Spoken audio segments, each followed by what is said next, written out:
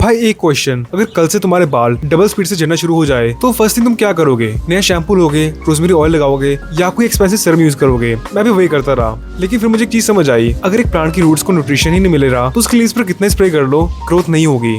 Hair growth भी exactly वैसे ही काम करती है। तुम्हारे पास स्काल्प के बाहर नहीं, स्काल्प के अंदर बनते हैं, और अगर बॉडी को वो न्यूट्रिएंट्स नहीं मिल रहे जो फॉलिकल्स को ग्रो करने में हेल्प करेंगे तो दुनिया का बेस्ट शैम्पू भी ले लो तब भी तुम्हारा हेयरफॉल नहीं रुकेगा। और यही रीजन है बहुत लोग मिनॉक्सिल यूज करते हैं, सीरम्स लगाते हैं, ऑयल्स लगाते हैं, बट फिर भी उनको रिजल्ट्स नहीं मिलते। आज मैं तुम्हें वो एग्जैक्ट 6 न्यूट्रिएंट्स बताऊंगा जो हेयर डेंसिटी, थिकनेस, ग्रोथ सबके लिए इंपॉर्टेंट है, और एंड तक जरूर देखना क्योंकि लास्ट न्यूट्रिएंट को ऑलमोस्ट कोई डिस्कस नहीं करता, जबकि वो स्काल्प इन्फ्लेमेशन को कंट्रोल करने में बहुत बड़ा रोल प्ले करता है। So hey guys, my name is Hitesh and if you're new to my channel, I make content related to hair care, skin care and overall grooming।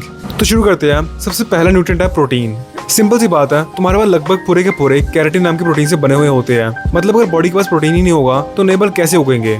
इसी वजह से क्रैश डाइटिंग करने वाले लोगों के 2 से 3 महीने बाद सडन हेयरफॉल देखने को मिलता है। बॉडी सर्वाइवल मोड पे चले जाती है, और क्योंकि हेयर ग्रोथ सर्वाइवल के लिए एसेंशियल नहीं है, बॉडी सबसे पहले उसे ही स्लो कर देती है। अगर तुम जिम करते हो, वेट लॉस कर रहे हो, ये कैलोरीज बहुत कम कर दिए है तो ये पॉइंट और भी इंपॉर्टेंट है।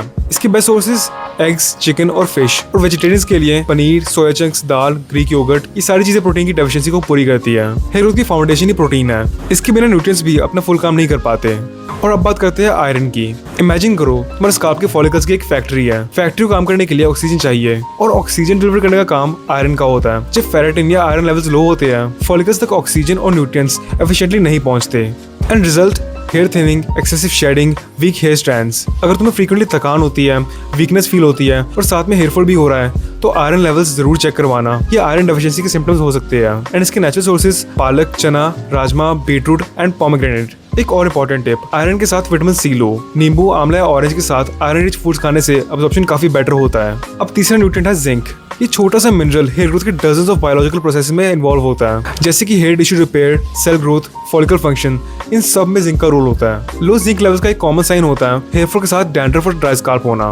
अगर स्काल्प हेल्दी ही नहीं होगी तो हेल्दी हेयर ग्रो करना बहुत मुश्किल है। इसके best sources pumpkin seeds, seriously hair growth के लिए सबसे अंडररेटेड फूड्स में आता है। इसके अलावा कैश्यूज, आलमंड्स, कर्ड्स और बीन्स। रोज 1 चम्मच पंपकिन सीड्स ऐड करने का एक सिंपल हैबिट आपको लॉन्ग टर्म में बहुत बेनिफिट्स देगा। चौथा न्यूट्रिएंट है विटामिन D3, और ऑनेस्टली आजकल इसकी डेफिशिएंसी एपिडेमिक है। दिन भर ऑफिस, कॉलेज या घर, जिसकी वजह से लोग धूप बहुत कम लेते हैं। रिसर्च ने रिपीटेडली दिखाया है vitamin D hair follicle health और हेयर साइकिल रेगुलेशन में इंपॉर्टेंट रोल प्ले करता है, और बहुत से हेयर लॉस सफरर्स में विटामिन डी लेवल्स बहुत लो होते हैं। इसका फिक्स सुबह की सनलाइट 15 से 20 मिनट डेली, और अगर बहुत ज्यादा डेफिशिएंसी है तो ब्लड टेस्ट के बाद डॉक्टर की गाइडेंस में सप्लीमेंटेशन कंसीडर कर सकते हो। वैसे भी विटामिन डी सिर्फ बालों के लिए नहीं, एनर्जी, इम्यूनिटी और ओवरऑल हेल्थ के लिए इंपॉर्टेंट होता है। अब आते हैं उस न्यूट्रिएंट पर जिसका नाम हर दूसरे हेयर सप्लीमेंट पर देखा होगा, जो कि है बायोटिन या विटामिन B7।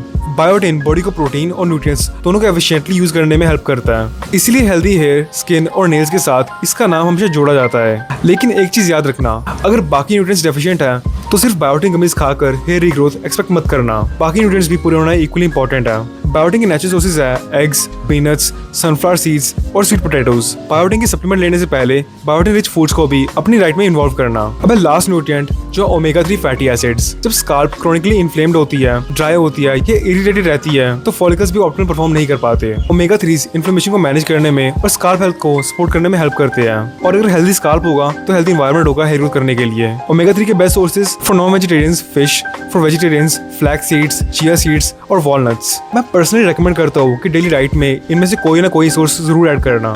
इट्स बेटर कि आप डेफिशिएंसीज को नेचुरली फिक्स कर रहे हो rather than taking supplements। तो भाई ये तो वो एग्जैक्ट 6 न्यूट्रिएंट्स जो हेयर ग्रोथ के लिए सबसे इंपॉर्टेंट फाउंडेशन क्रिएट करते हैं। एक बार फिर से रिपीट कर देता हूँ, protein, iron, zinc, vitamin D3, biotin और ओमेगा 3। हेयर रिग्रोथ स्काल्प और बॉडी दोनों का गेम है, इसलिए सिर्फ ऑयल्स या प्रोडक्ट्स पर फोकस करने के बजाय अपने न्यूट्रिशन को भी कंप्लीट करो। और अगर तुम चाहते हो कि मैं नेक्स्ट वीडियो में इन 6 न्यूट्रिएंट्स को कवर करने के लिए एक कंप्लीट इंडियन डाइट प्लान कैसे बनानी है तो मुझे कमेंट्स में जरूर बताना। वीडियो पसंद आई तो लाइक कर देना, और किसी हेयरफॉल से स्ट्रगल करने वाले दोस्त को जरूर शेयर करना। एक और बात, अगर आपको 90 डेज में हेयर लॉस को रिकवर करना है तो उसके लिए मैंने एक डेडिकेटेड सिस्टम बनाया है, जिसमें आपको एक पर्सनल 90 डेज की रूटीन मिलेगी, और फ्री में मेरी प्राइवेट व्हाट्सएप कम्युनिटी का एक्सेस मिलेगा, जिसमें 1-on-1 गाइड करते हैं। अगर आप जेन्युइनली ना अपने बालों को रिकवर करना चाहते हो तो वन टाइम परचेज जरूर करना, and I can guarantee you that it will help you. Link description में है। एंड ये था आज के लिए, मैं मिलता हूँ नेक्स्ट वीडियो में। Take care.